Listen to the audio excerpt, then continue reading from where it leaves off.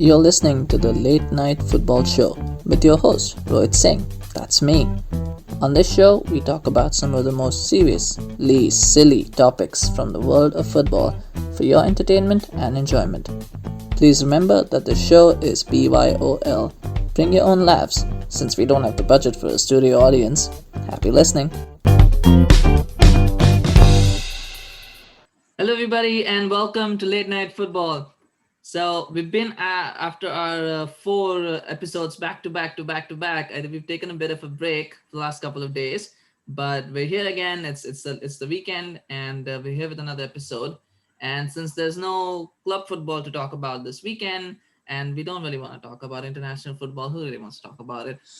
So we're actually doing something different today. We're doing a get to know your fans series, and we've got a few of our Fox in the Box people joining us today in these episodes, and you've seen them give their analysis. You've seen them talk about football, and so we thought, why not go a little bit deeper? Why not talk a little bit about how these guys got into football in the first place? So we've got for our first guest, we've got one of our first guests from Fox in the Box on the show. We've got Ayush Gupta joining us today. Ayush, welcome to the show back again. Thanks, Rohit. Thanks for having me back. Yeah, absolutely, and I can't think of a better guest to have for our first show. You were one of the first people on guests that we had on this show when we did this the collaborations with Fox in the Box, and yeah, it's really great to have you, and we're gonna get to know a little bit about you. So I'm really excited for that. So you ready? Yeah, I mean the memories are a bit blur after supporting football for such a long time, but yeah, I'll try to recall. So when did you start supporting? When did you when did you start? When did you realize you were a football fan, or like when did you become a football fan? I think during my school days definitely. During around 2001 or 2000, I started following football. Mm-hmm. So my father used to mention two clubs that were famous during his days, his colleges. So those were Juventus and Liverpool. Oh, okay. So automatically I was attracted to both those clubs. Mm-hmm. So, but during the 2000s, early 2000s, I mean, Liverpool were a yo-yo kind of club. I mean, they were doing good in cup competitions and springing up with good results in league also, but never managing to cross the finishing line. The United and Arsenal were the big dogs during that time. And I usually tend to favor the underdogs. Of course. Yeah, we all do. I mean, who doesn't love an underdog story? Yeah. So what is your earliest memory with football? Like, do you remember playing it? Do you remember watching it? What's the memory that you remember kind of clicked for you? Yeah, I was an avid football lover. I mean, I also used to play in school days also and in college also. So, yeah, I played in midfield.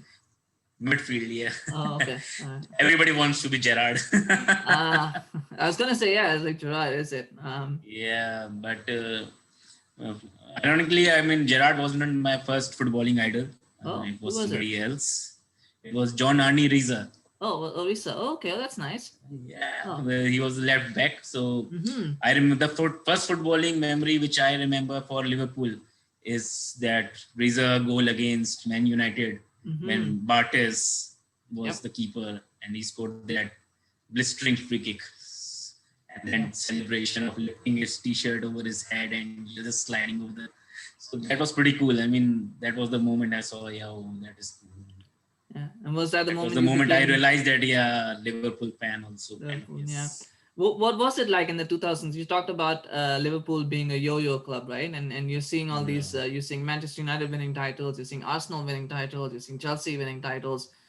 City came a bit later, but what was it like watching all these teams winning titles while Liverpool kept, I guess, failing, for lack of a better word, or coming up short every time?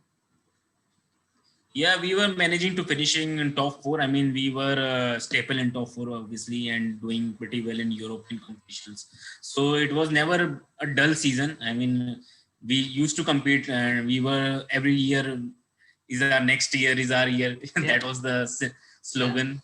So it wasn't wrong also because each year, with each season, there was new hope of new arrival. There would be some new superstar arriving at Liverpool, because it has always been a big name. So it definitely managed to attract good players, but it never had a complete squad which could compete at the top. So United and Arsenal were ahead in their department. But we had some great players, some great from academy also, like Michael Owen and Gerrard were doing their bit back then. And Riza players like Riza and Berger used to come up with 30-yard screamers. So life was never dull as a Liverpool fan, but it was harsh to watch Sir Alex Ferguson's United dominate the league. I mean, I pretty much hated that era.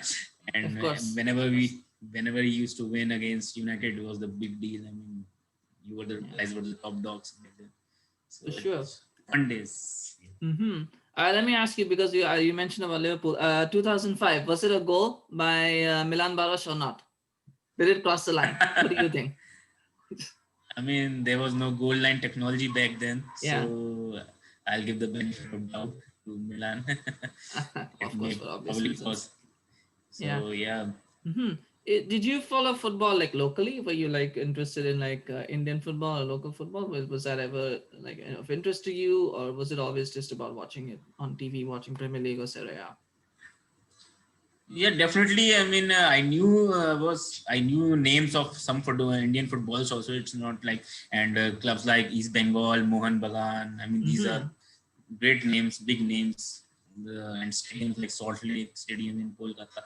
So it's a big deal back there in Kolkata. But lesser people follow those clubs in our region, and also the media coverage wasn't great.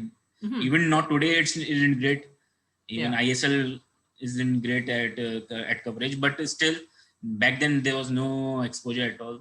Even EPL, English Premier League, all games were also not so. I mean, only the big games were used to be, I think, on TV. So there wasn't much option, but names like Bachung Kotia was of course on everybody's Indian's name. Yeah. We kind of touched on this in our review show earlier, but what was it? I guess expand on what was the emotion that you felt when Liverpool finally won the title in 2000 earlier this year? What did you feel like? What was it? What was the emotion like? Emotion was like years of pain and agony and lots of trolling also. I mean, we faced a lot of trolling before that. Yep. Each year is our year, and next year will be yours, and you will never win anything. YNWA. So it was good to put a full stop on those bullshit. So, and Klopp definitely made us from doubters to believers. So it isn't a catchphrase. He definitely managed to do it. So people make a big deal that we were holding our hands and cheering in front of crowd, and in a bit it was cringy. I mean, but we kept believing because Klopp has certain aura about him. He can say those things or do those things and get away with it, which many other managers can't. So that he definitely plays in his favor, and the crowd also knew, the supporters also knew that he's our best bet in this era to win anything. So we had no other option also, and we managed to get the best out there. I mean, after Pep, I mean, Klopp is the best. They're equals in many departments. So in that manner, I give a lot of credit to our owners also. I mean, they are not given enough credit. So definitely big thumbs up to John Henry for doing that. Well, I will tell you that saying next year is our year is much better than saying next year we'll try again, which is we'll try to do better, not even try again. We'll try to do better. That's what United's motto is every summer. Next year we'll do better next year. That's all that is. Not even next year is our year. It's just next year we'll try to do better, because there's a long we are a long way away from challenging. But it's interesting. I just wanted to, what are your thoughts on? I mean, it's been a good year for Liverpool in some respects. You know, you won the Champions League, you won the Club World Cup, the Premier League now. In some ways, I think this might very well be a golden era for Liverpool in a long time. Where do you think the club? What do you think the club is doing right now? What they were not doing as compared to what they were not doing before? That has got them to this point. I mean, yeah, big deal has been made about Liverpool's approach in scouting, depending upon data analysis more rather than watching matches and that scouting of old-fashioned scouting. So earlier it was made a bit of joke that it doesn't work in football. I mean, it works only in baseball, that money ball approach. But Liverpool kept faith with it, and they are reaping the benefits now. I mean, players like Sadio Mane, Salah, they weren't the biggest names, but their stats, their statistics their data analysis was done a lot on that, and then we made those kind of signings, and we are reaping the fruits of that only. And even the bigger signings which we have made, I mean, like Alisson and Virgil van Dijk, those are also very done on very data analysis approach. I mean, and so there was not a big gamble like which United have done with Harry Maguire trying to copy us. So we have done our homework and we are reaping the benefits now. And also a great manager like Klopp. So everything has gelled together, and that became a perfect storm. So yeah, for sure. Well, good ownership, good management. I think everything that's very important. Right. And one club which does not do it. I think everybody knows a club that doesn't do it. But no, I don't want to make this United, man. So let me ask you, what's your? I mean, throughout the time you said you've been watching football for about 20 years now. What's the favorite game that you feel that the game that still sticks out in your memory? The one that you watched. Favorite game.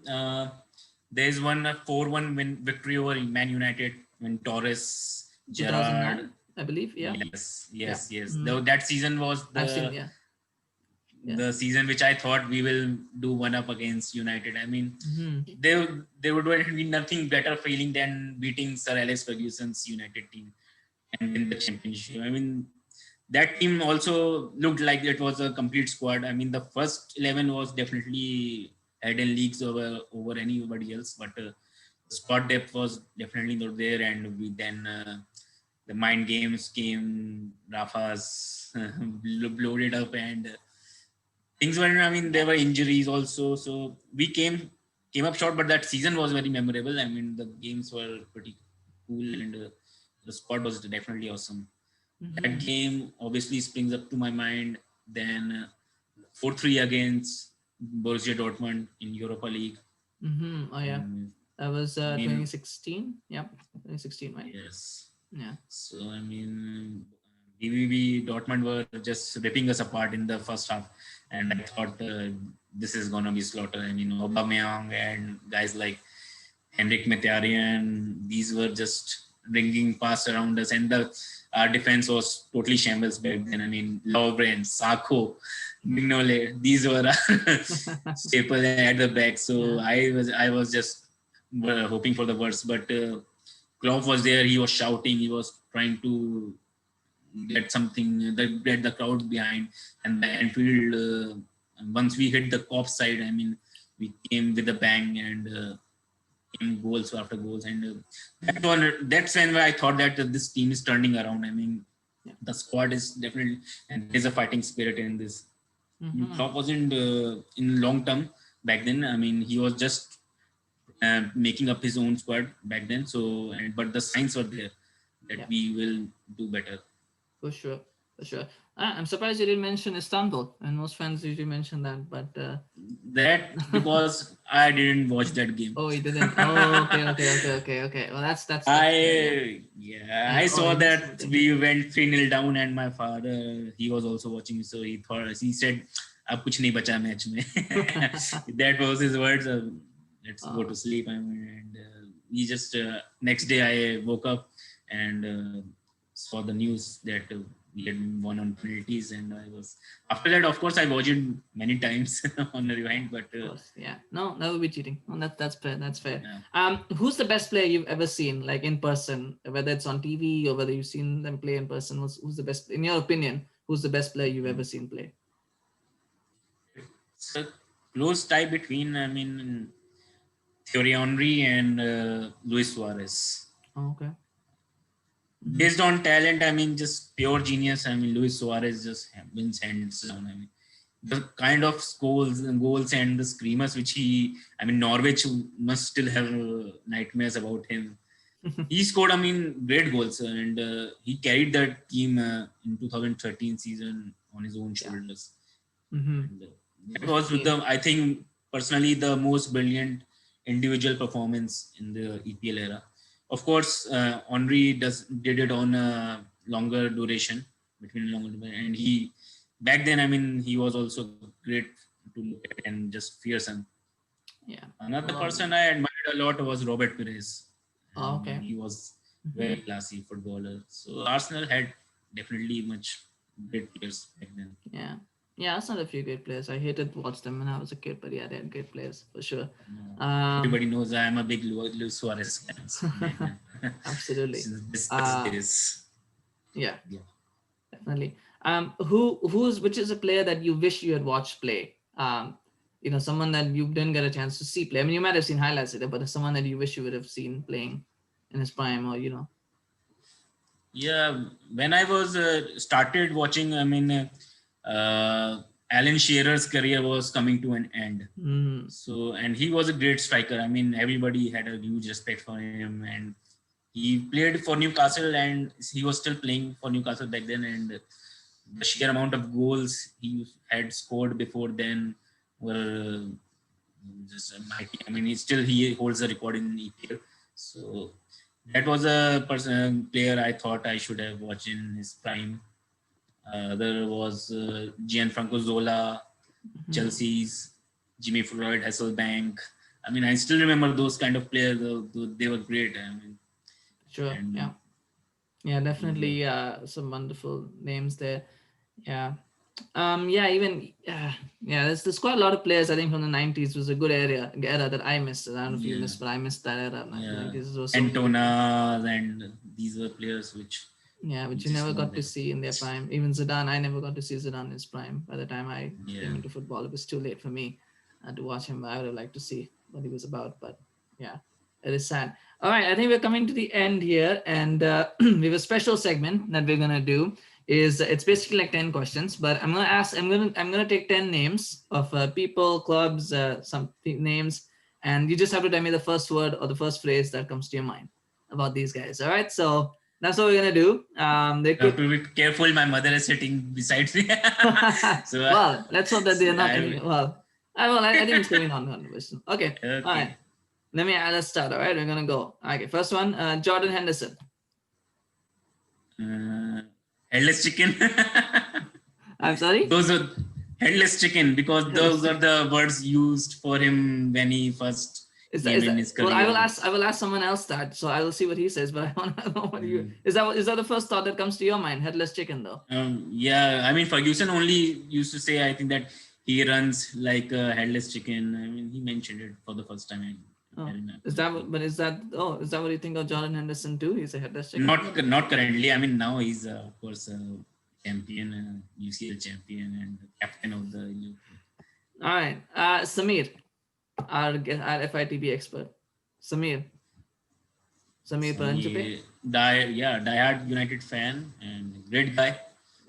That's good. Yeah, he's probably watching this, so yeah, great guy. All right, that's what he's saying. Okay. Jurgen Klopp. Jurgen Klopp, the boss tha. All right, Sir Alex. Those are the word boss. Sir Alex, red nose. Yes, what comes with a red nose. All right, yeah, okay. All right, oh man, disrespectful. Okay, we're done here. Sorry. No, Cristiano Ronaldo. Woo! Well, yes, yeah. The celebration, the Carlo Ancelotti also did it on the sidelines too. Sadio Mane.